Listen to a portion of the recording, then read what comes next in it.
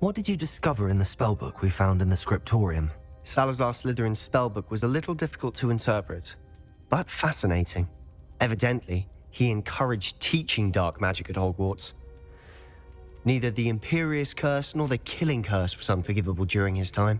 He believed students should be prepared to use dark magic when necessary, not to fear it. That's why we had to use Crucio to gain access to the scriptorium. He didn't want his knowledge shared with anyone who was afraid of the power of dark magic.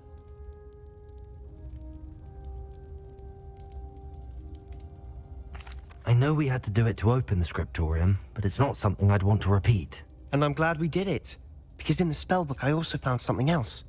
References to a lost relic, which, from what I can tell, grants the holder the power to reverse dark magic curses. And you think this relic might be able to save Anne? Precisely. I plan to search for this relic, but I don't think we should tell anyone. Especially Ominous. He wouldn't understand. We need to tell him. He's the reason we found the book, and he deserves to know what you've learned. You've seen how he frets about the dark arts. I promise I'll tell him when I found the relic. When I know more, I shall send an owl. And don't feel sorry for Ominous. Keeping this to ourselves for now is for his own good. I'll decide what's for my own good. Ominous, we were just about to get some air. Care to join? You're a liar, Sebastian.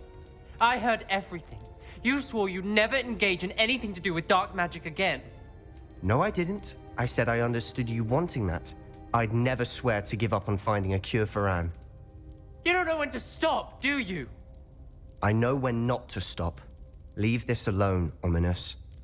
I'll be on my way.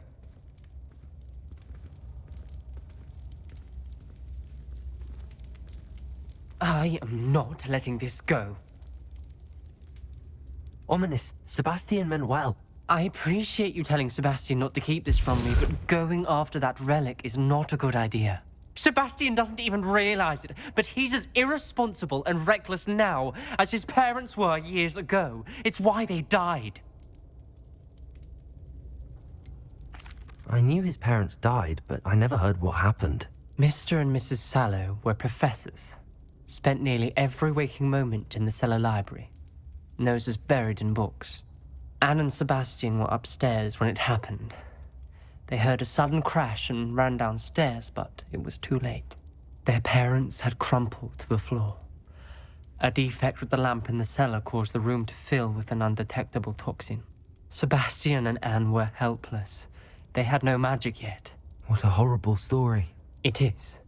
That's why I can't understand Sebastian's recklessness. I've practically lost Anne. I cannot lose Sebastian too.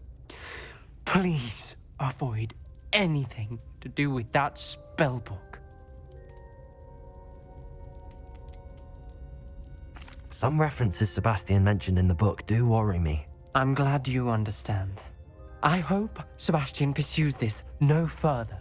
But if you think he might, please let me know. You wanted to speak with me, Mother? I had hoped to speak with you alone, Natsai.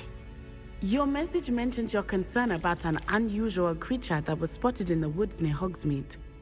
That could have been anything. You know what it was, Natsai. I am allowed to leave the castle. I am always careful, Mother. Careful. Officer Singer disagrees. She sent me an owl telling me that you have been trying to collect evidence of some kind against dark wizards. She berated me for not keeping a closer eye on you, and she is right. I do not want you visiting Hogsmeade for the near future. But Mother!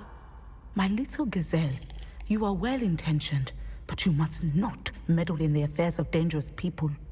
If someone had meddled in Matabeleland, Father would still be with us. I must get to class. Perhaps your friend can get you to listen to reason. So frustrating. She never listens to me. She called you her little gazelle.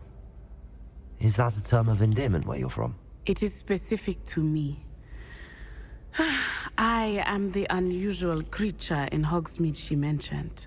Self-transfiguration is not taught at Hogwarts, so I am gently discouraged from practicing it.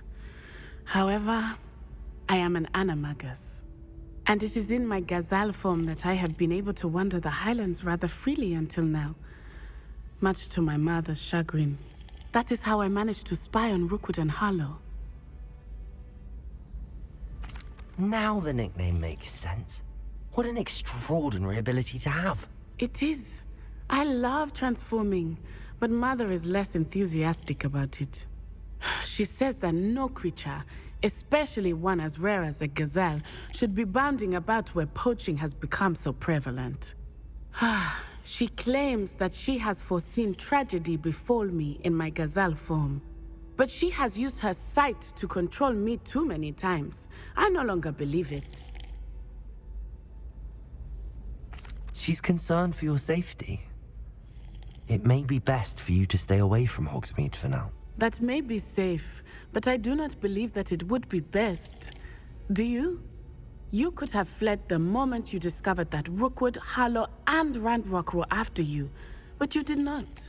I choose to act as you have. I must deal with Rookwood and Harlow, not hide from them. My mother cannot know where I am all the time. This is a change of pace from our last outing. Don't remind me. The thought of that tent still makes my blood boil. I've been thinking about those poor dragons in the fighting ring. The collars they were wearing, they appeared to be goblin silver. I think a collar is precisely what we found at that poacher camp.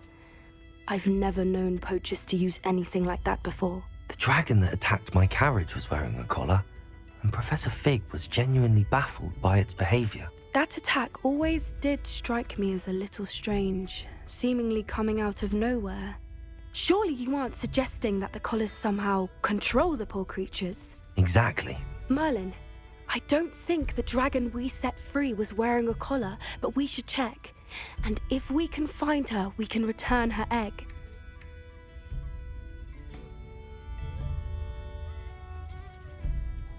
That's a good idea.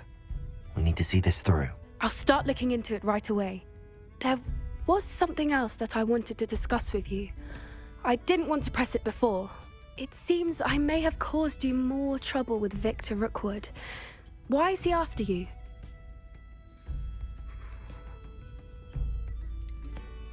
If it's all right with you, I'd rather not say. At least not at the moment. Understood. We all have our secrets.